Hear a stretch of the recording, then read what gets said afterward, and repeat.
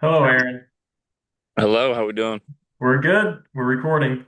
Let's let her rip. So, tell me the Week story. 5, right?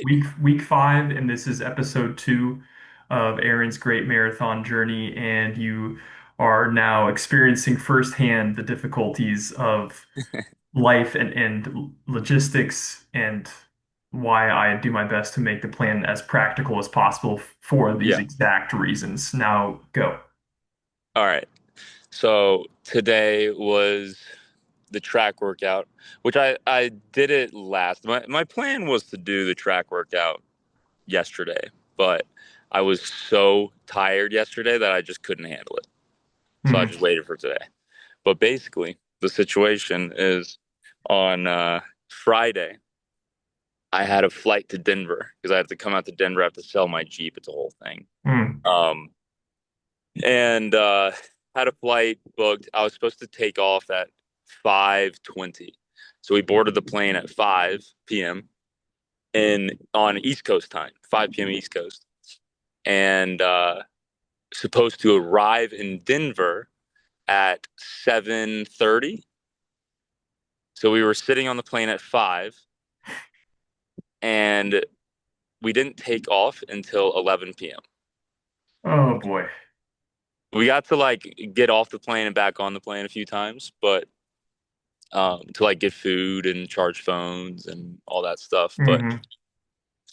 yeah, so I arrived in Denver at like 1:30. Probably didn't fall asleep until maybe 3 o'clock Denver time, which is like typically I would fall asleep at, I don't know, 11:30 East Coast time.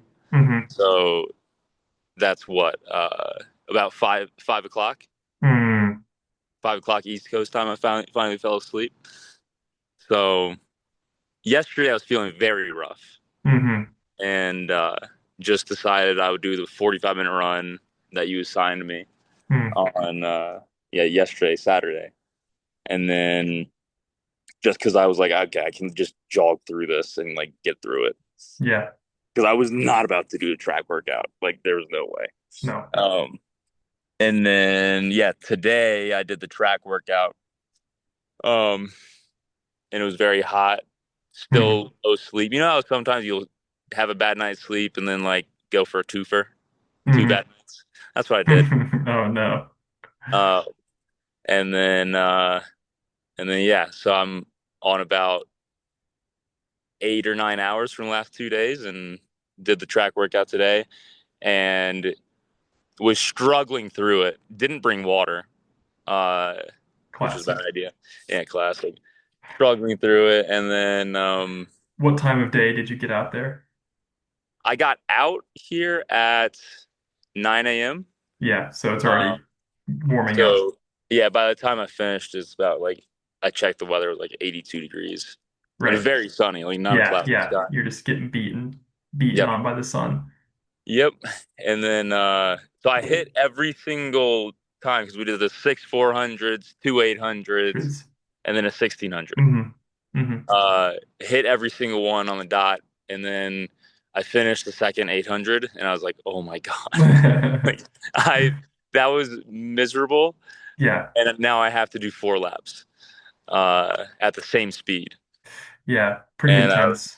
yeah, so I got through 800 like on pace, and then I just Uh-huh. started dying.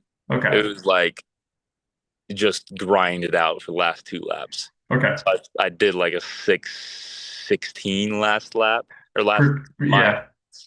Pretty good, all things considered. Pretty You good. know, I just Um, wanted to get through it. I was like, you know, yeah. those workouts when you start the warm up and you're like, I cannot wait to be cooling down. Yeah. Yeah. Yeah. It was that workout. It's a really tough track workouts for me are always a really challenging psychological Yeah, battle because I live, um, one of the downsides of doing 80% of your week, 75% of your week in zone two conversational pace is that you are very unacquainted with the drowning on land feeling that yeah, track workouts bring you.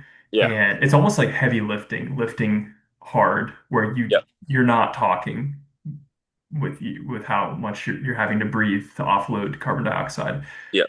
you have a high respiration rate, but this is good. This to me feels like the first time in the buildup that you've met some real resistance Yeah. Oh, and 100%.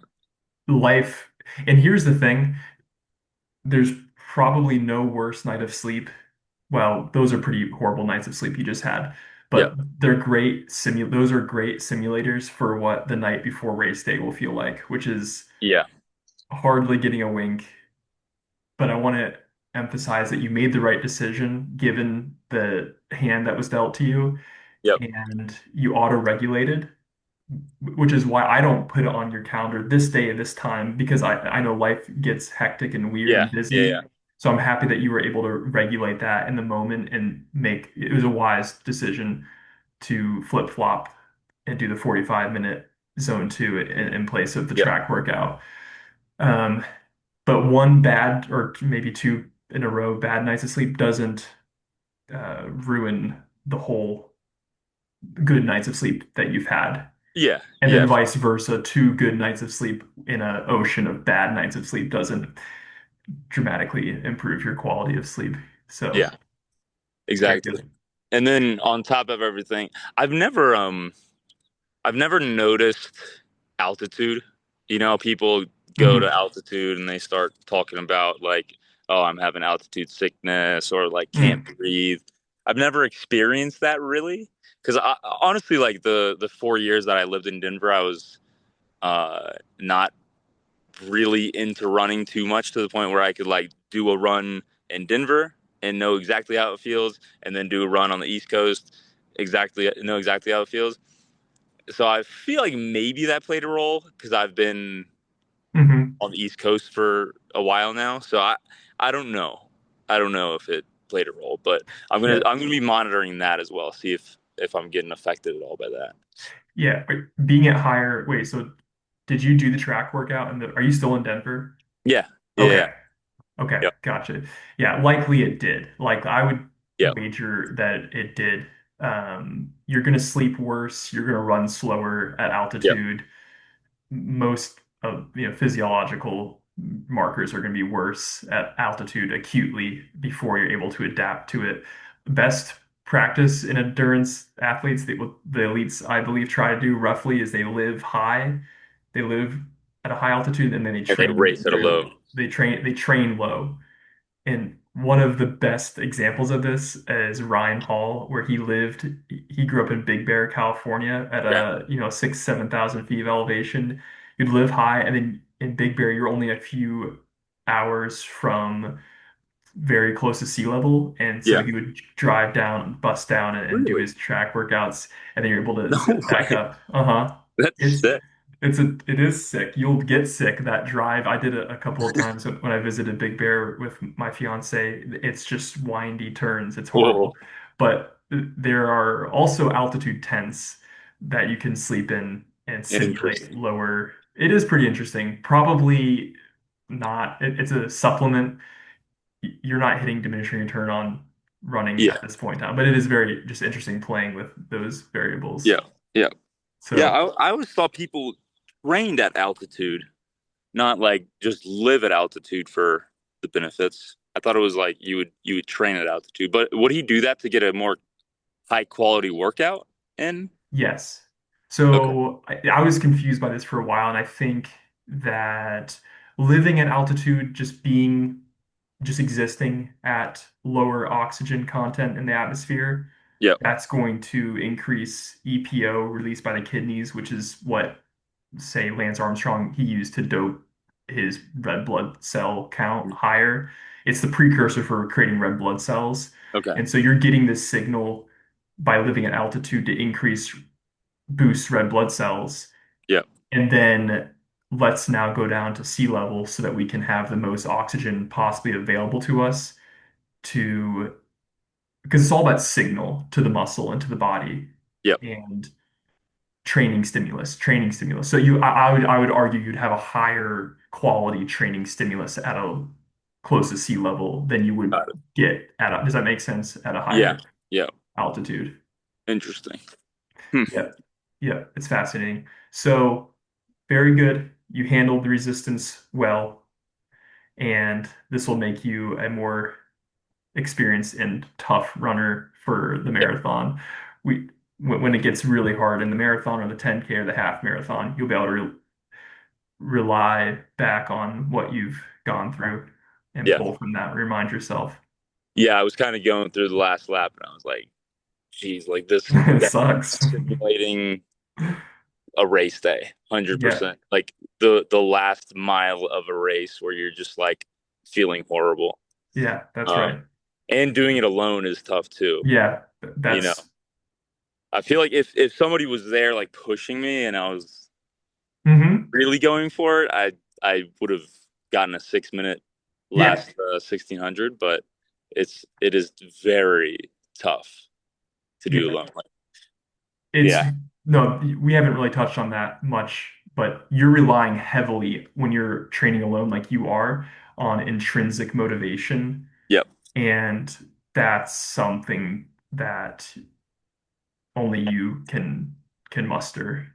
yeah, which I like. I think there's been times where I'm like wanting to train for something or work out or have some certain routine, and just because I know how beneficial it is to have somebody else doing that routine with you, I Hmm would like almost rely on it as a crutch, you know, hmm um, to hmm the point where it'd be like, oh, they didn't want to wake up and do this workout. Like, all right, fine. I guess we'll just work out tomorrow, you know. hmm Yeah, So I like getting used to uh, being my own motivation, like only having to rely on myself, yeah. my timeline. Um, The challenge is commensurate with the reward. yeah, So with this approach, relying heavily on intrinsic motivation, yes, it is poses a whole new set of difficulty and challenge. However, the reward, the upside is just as higher, yeah, which is pretty gnarly.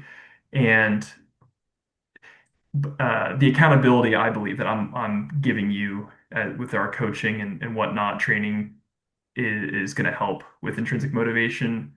So, okay, here's the takeaway. The takeaway message on intrinsic motivation is make it a habit, which you are. yeah, Make the things that demand intrinsic motivation, which is a finite resource, make that a habit, yeah, which, right. we're I'm doing. happy that you're doing that. Yeah, That's why because intrinsic motivate we'll need to tap in more and more and more into your intrinsic motivation as we progress and go yeah, on, and you're allowing us to access it by establishing the habit now. yeah. That makes sense. Yeah, it's a beautiful, beautiful thing. Yeah, So I'm gonna leave it there. I'll text you cool. your work next week, but very proud of you. Keep it up. All righty. Yeah, Thank man. you. Thank you. Peace. All right, later. Get some sleep. Bye bye. I'll do my best. Yep. Bye. All right.